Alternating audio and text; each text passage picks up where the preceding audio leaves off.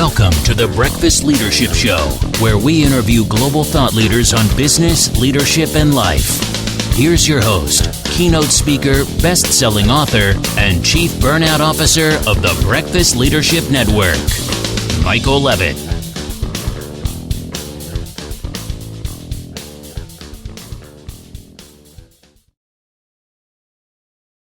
Welcome back. I've got Melissa Romo on the line. Melissa, how are you? I'm great, Michael. How are you doing? I am awesome. Really looking forward to this conversation. And we were chatting up quite a bit before I hit record. I'm like, we better hit record because otherwise we're going to leave some leadership gold on the cutting room floor. And I want to avoid that. So for those that don't know you, why don't you share a little bit about you and then we'll dive into the conversation.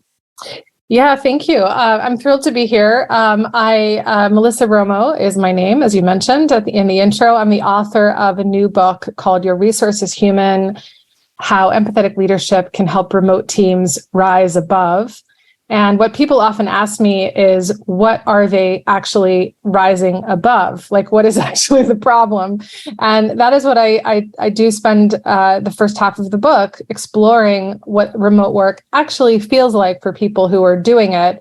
And we know that flexibility is wonderful. We all want the flexibility. I've been a remote worker for more than 10 years, off and on in different types of jobs. And the flexibility, 100% is such a plus for lifestyle reasons and many reasons. But we give up some things. We give up connections. We do give up culture. We give up the company of other people. So we give up those things. And so I spend the first half of the book exploring that and what we give up and actually what that means for us. And then the second half of the book, I help people understand what to do with that. How to make remote work better, how as a leader, how to lead better, and also as a person, how to be sort of reflective of what you need in your remote work setup, so you know to ask for it. So I am. So that's my book. My book is not my job. However, my job is I'm a VP of marketing for a B2B software company, SaaS software company. So I'm in software marketing. Prior to that, I was in financial services marketing and for American Express. And at the start of my career, I was doing fast-moving consumer goods, FMCG marketing for the likes of Procter & Gamble and similar brands like that. And so my career has always been in marketing, and I love marketing. I love advertising and communications in general. And writing is the thing I do on my weekends.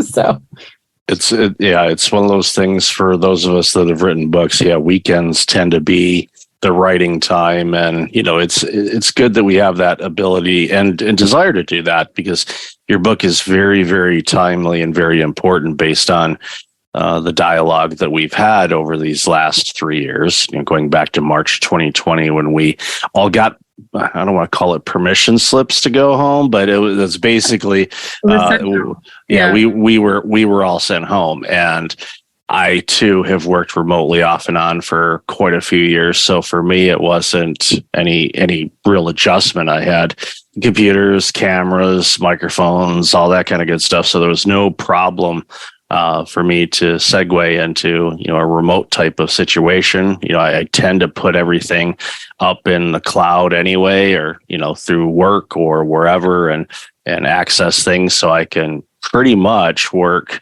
anywhere if I had to. And it makes it easier. But yeah, those early days, it was a little chaotic, but now that we have kind of turn the corner from based on what people have said, and you just look around, it's, people are getting back to whatever normal is. But the remote side of things is different, because there are certain cities that have more foot traffic and office traffic back than others. And there are some that aren't even, Toronto is a great example. And this is the second time I've mentioned this today in an interview, which is kind of ironic, but didn't plan it that way, but it works. Toronto is not even at 50% downtown anyway of their pre-pandemic numbers. And there's some reasons behind that. And same thing in other areas like Los Angeles and San Francisco, which we'll, kind of highlight in another conversation in a moment. But it's one of those things where there's just not as much foot traffic. So that creates all kinds of different issues and things like this. I'd love to hear your thoughts on that. Yeah. Well, what are my thoughts? Well, I'm really conflicted. I mean, I live in New York City. Office occupancy in New York City, I think, is somewhere around 60% or 65% now. Tuesday through Thursday, people going to the office is more normal now, especially in financial services. I think some companies will see people even in 5 days a week. So there's more people going back in a place like New York, but New York has more public transportation. New York is denser, so people are, not everyone, but a lot of people are closer maybe to their office. You look at a place like San Francisco, which has the lowest occupancy of any city in the U.S. Usually, if people are interested in this, you can follow the data from Counsel Systems. They publish it, I think, almost weekly. And usually San Francisco is the lowest occupancy. And I know people in San Francisco, and they tell me that it's a fortune to live in San Francisco. So the first thing they did when the pandemic happened is they moved out. And they didn't just move to like Napa Valley. They went to Colorado, Oklahoma, Montana. I mean, they went really far. And so now that companies, the pandemic is sort of, let's say, blown over to some degree, and companies want to get people back, those people have left. They're migrants. I mean, the COVID migrant phenomenon is really significant to the return, right? We can't really, I guess, if you're a company, you can't expect people to move back if that's really important to you. But most people are just deciding to just leave their job, right? They don't want to have to sell the house they bought in Colorado or wherever it was and move back. So they don't. So COVID migration is something I think that's really interesting. I think companies need to kind of pay attention to that. My cousin actually was forced to leave a job that she was fantastic for because her company insisted she move. She's in Florida, and her company insisted, I think, she moved to Oklahoma City, and she couldn't do that. And so she had to leave her job. They wouldn't let her do her job remotely. So, companies have to look at migration patterns in the last 3 years. They've really significantly changed the work picture. And, the thing I'd say in the whole debate about remote work is a company has to decide what's right for them, right? Some companies really need people in 5 days a week, right? Manufacturing, is not something that can be done from home, right? So companies like that, and Elon has a manufacturing company, and it's really interesting to me that he has so much to say about remote work because people can't work remotely in his sector. I mean, maybe the technology folks and the designers, maybe they could work remotely, but for manufacturing, it's not really a sector that remote work's even relevant for. So his sector's not relevant. And so that's what I kind of tell everybody, just kind of take him with a grain of salt because his sector's really not relevant to this at all, to this entire debate. But companies need to decide what is the right model for them. And, I think that's a good thing, and if they decide they want people in the office, that's great. They should decide that. They should be very clear about that, because then it gives workers an ability to choose, right? They can choose what type of company they want.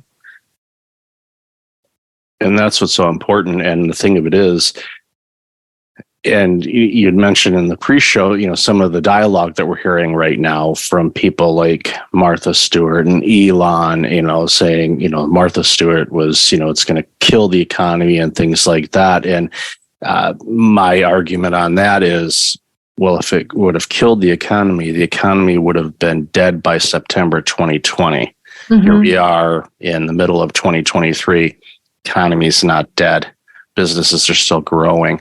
It's a situation where there is some, gotta be careful here, some outdated thinking on things. This is how we've always done it. Yeah. And if we don't evolve, then we would still be riding horses everywhere, and the horseshoe business would be booming. It's not now. Another thing, to kind of go the opposite of what Martha Stewart said, and I like Martha. I don't know her personally, but she's done some creative things in life, and it's fine to have that opinion and all of that. And maybe in her organization, she needs people there all the time. That's their choice and things like that. But making it clear without the sensationalistic commentary around it, I think it would behoove everybody, all the players in the field. But O'Leary said, and I saw this on a social media post because he was on, I believe, Fox News, but he was talking about those high crime cities. We know about the high crime in San Francisco, and we know that there's some crime in New York City. And there's Chicago is another example where, it's publicly known that, crime rates have increased quite a bit in those areas. So a lot of people are, one, they don't want to go and have a long commute to get in there. Number two, if it's not a safe place to work, they don't want to make that commute either. So if there's organizations that are going to mandate, no, you have to do that, you're going to see people like those in Colorado saying, you know what? No, I quit. And what's going to happen is those companies are going to get third, fourth, fifth level talent in those roles. They're not going to be able to get the top talent unless the top talent is someone that thrives in an in-person environment. And it's one of those things where I tell people, this is still new. And I know everybody wants just a resolution. They want it done 2 weeks to flatten the curve. We get it. We know all of those things. We want resolution. We want it yesterday. It's like, you're dealing with human beings. Not going to happen. So you have to figure out, all right, like you said, what do we as a company want to have? How do we serve our customers best? And say, we are going to be an in-person organization. If this is not the right fit for you, then be creative, offer either packages to let people go if they want to go elsewhere, or, at least say, okay, a working notice. Like, okay, well, we'll give you a couple months to find something new, hash it out, but, please come in type of thing. And then there's other offices and companies that went, we're going to stay remote. Now, again, when they go to the extremes, I always like that, because Meta was a great example. Oh, we're going remote and we're going to stay. And I'm like, wait a minute, we're just a few months into the pandemic and you're making a really bold claim about how your work's going to be. And now, they're one of many companies that are saying, no, come back. So when people were making such bold claims about what they were going to do when it came to work, in those early days, I thought, I wouldn't necessarily plan on that, but and we're seeing that, unfortunately. Yeah, we definitely are. It's not an either or. I think what's getting lost is remote work or hybrid work is a work design in a long list of work design options, right? It's just one of the other options. And for some companies, it's great. For some people, it's great. And others, it's not. And so it kind of just has to be treated that way. Yeah, that's the thing. And I think, again, going back to what I said a moment ago, we got to have the conversation, a civil, polite, and yes, people are going to be passionate about it. Yes, you're going to have your Martha Stewarts of the world and Elons that are just absolutely not, they want to be as, transparent about it, which is positive in a way, because like, okay, we know where they stand on it. Yeah. But again, cutting out the sensationalism and say, okay, but before a company says that, it's talk to your people, I know. But what's getting missed, I think, is the fact that, I know Martha's worried about the economies in the cities, but what's really getting missed is the job creation outside the cities. Like, there are a lot of people in rural areas who now are able to seek jobs from where they are, right? And I actually think that can lead to a revitalization of rural areas, which is something that this country really needs. And I think that's great. If I think about kind of places like West Virginia, and I think about what we've been living with for the last 10 or 15 years in places where old industries are dying out, remote and hybrid work could actually completely revitalize those areas. So, there's two sides to the coin, right? So, and I just think the the job creation outside the cities is as important as the potential job loss in the cities. And I'm in New York City. I'm on the sidewalk almost every day. I don't feel any less safe than I always did. So, I mean, I haven't looked at the crime data, but it feels the same here. Yeah, whenever I hear the media saying things and they show images that they're trying to fill into their story. So the reality of it, I'll pick on Chicago. I was in Chicago, how many weeks ago? Not too long ago. I used to work and live there several years ago. So I didn't feel a lot of sorts. I was more amazed of, when did that get built? Or, I don't, wait a minute, that's not a pub anymore? Oh, darn. I was wanting a burger in there. It's like, geez, I don't think that law firm's going to feed me a burger. They might, but they'll probably just order it in. But Right. It's all about approaches. And, yes, there's expensive cities, but there are people that absolutely love living in San Francisco. There are people that love New York City and all that it has to offer. There are people that I had interviewed a guy yesterday, born and raised in south side of Chicago, has never left. He went out to the suburbs of Chicago for a few years and then went right back and said he's never lived anywhere else. And he's my age. So I've been, it's like, I'm going to live here for a while. I'm going to go live over there for a while. I'm a unintended explorer, I guess, because I never really had that in my mind when I was growing up or planning. But just getting back to the conversation, it's got to be, and I know this, in talking with people and especially those that work in human resources, it has been a really challenging time for them because you've got the employees that are like, no, you've got management that says something else.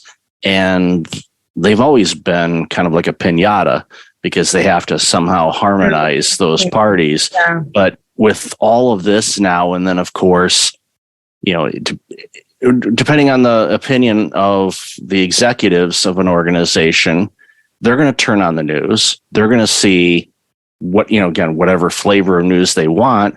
They're going to see Martha Stewart say something, and they're either going to be fully in agreement or fully not in agreement with it, depending on what their opinion is on it. But again, that just getting everything riled up, it doesn't solve the issues. It doesn't open the communication. It actually closes it.